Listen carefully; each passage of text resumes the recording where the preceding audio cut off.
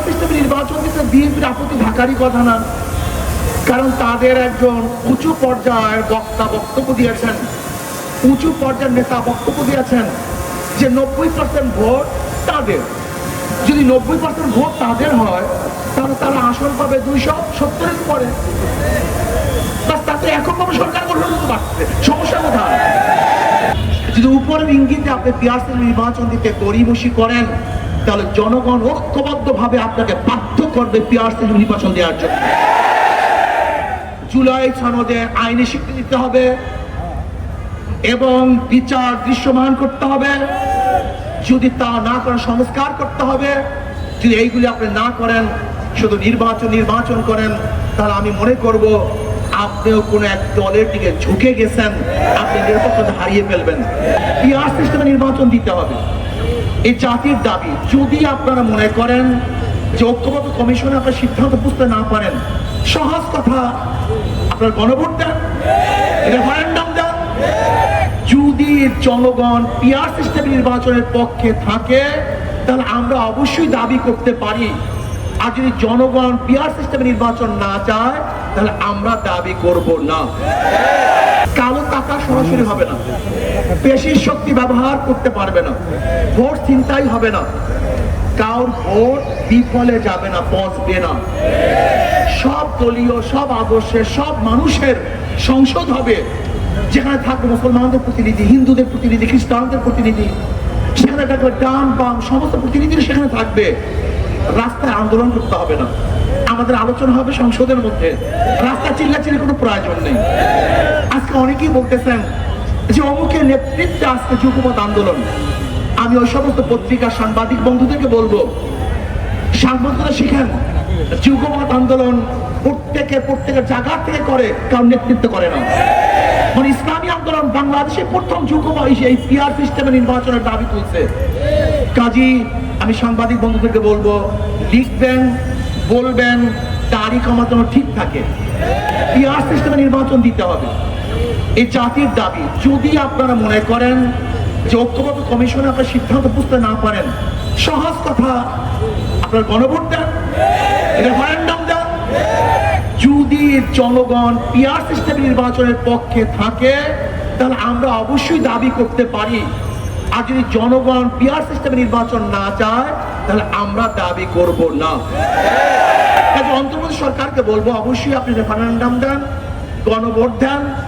যদি জনগণ ডিসাইড করে যে আমরা পিআর সিস্টেম নির্বাচন চাই তাহলে অবশ্যই আপনাকে পিআর সিস্টেম নির্বাচন দিতে হবে ইনশাআল্লাহ।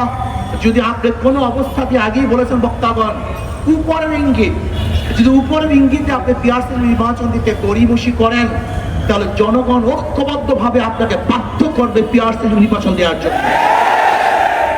জুলাই সনদে আইনি স্বীকৃতি দিতে হবে এবং বিচার দৃশ্যমান করতে হবে।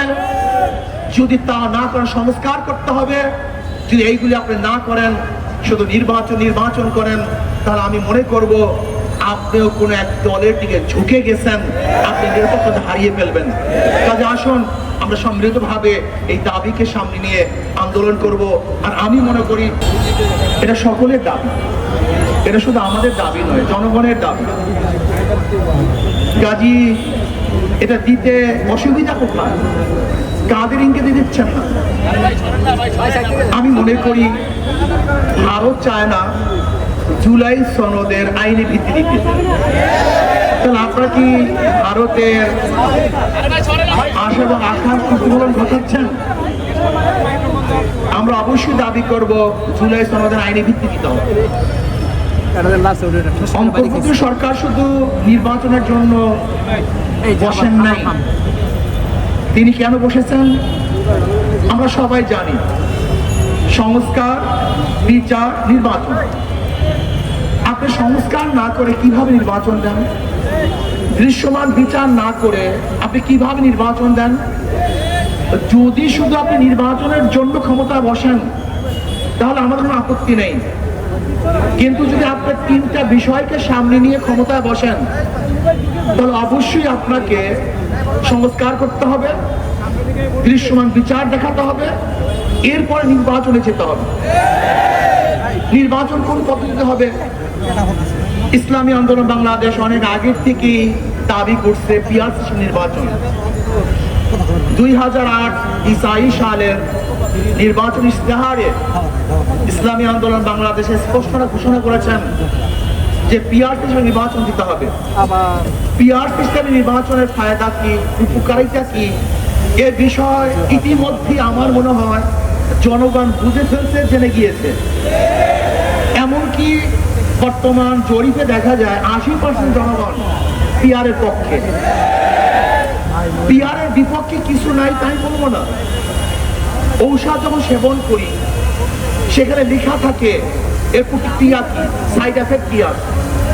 পিয়ারের ব্যাপারে দু একটা সাইড এফেক্ট নাই তাই বলবো না, কিন্তু দেখতে অধিকাংশ ভালো না মন্দ। যদি পিয়ারের খারাপ থাকে 1%, ভালো 99%। পিয়ারের বিপক্ষে যদি বক্তব্য দেওয়া যায় 2%, তাহলে পক্ষে বক্তব্য দেওয়া যায় 98%। পিয়ারের ব্যাপারে সবচেয়ে বড় তাদের প্রশ্ন কি, কাকে ভোট দিবেন, কে নির্বাচিত হবে, এটা তাদের সবচেয়ে বড় প্রশ্ন। স্থিতিশীল গভর্নমেন্ট হবে না, স্থিতিশীল সরকার হবে না।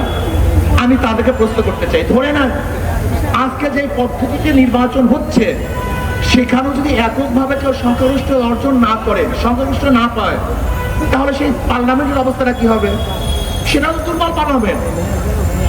যদি কোয়ালিশন সরকার গঠন করতে হয় সে পার্লামেন্টে তো দুর্বলই হয়। তাই বর্তমান পরিস্থিতিতে পদ্ধতিতেও তো দুর্বল পার্লামেন্ট হওয়া সম্ভব। আর পিয়ার সিস্টেমে নির্বাচন দিতে বিএনপির আপত্তি থাকারই কথা না, কারণ তাদের একজন উঁচু পর্যায়ের বক্তা বক্তব্য দিয়েছেন, উঁচু পর্যায়ের নেতা বক্তব্য দিয়েছেন যে 90% ভোট তাদের। যদি 90% ভোট তাদের হয় তাহলে তারা আসন পাবে 270-এর পরে। তাতে এককভাবে সরকার গঠন করতে পারছে, সমস্যা কোথায়? বরং আজ ঝামেলা মুক্ত সরকার গঠন করতে পারবে। পিয়ার সিস্টেম নির্বাচনের ব্যাপারে তো যা খোদ বিএনপি বক্তব্য দিয়েছেন, কি বলছেন? তিনি জাতীয় সংসদ গঠন করবেন, জাতীয় সরকার গঠন করবেন। তা জাতীয় সরকারটা কিভাবে হবে আমাকে বলুন? সবার সম্মিলিত যে সরকার হয় সেই সরকারটা তো জাতীয় সরকার হয় না, একক সরকারকে জাতীয় সরকার বলা হয়। তাই যেহেতু সবার সম্মিলিত সরকারকে জাতীয় সরকার বলা হয়, আর পিয়ার পদ্ধতি কিন্তু সমস্ত দলে, সমস্ত মতে, সমস্ত আদর্শের মানুষগুলো সংসদে যাবে। কাজে সেহেতু বিএনপির বক্তব্য অনুযায়ী তো পিয়ার সিস্টেমের নির্বাচনের প্রয়োজন। পিয়ার নির্বাচনের সবচেয়ে বড় ফায়দাটা কি? পেশিস তৈরি হবেন।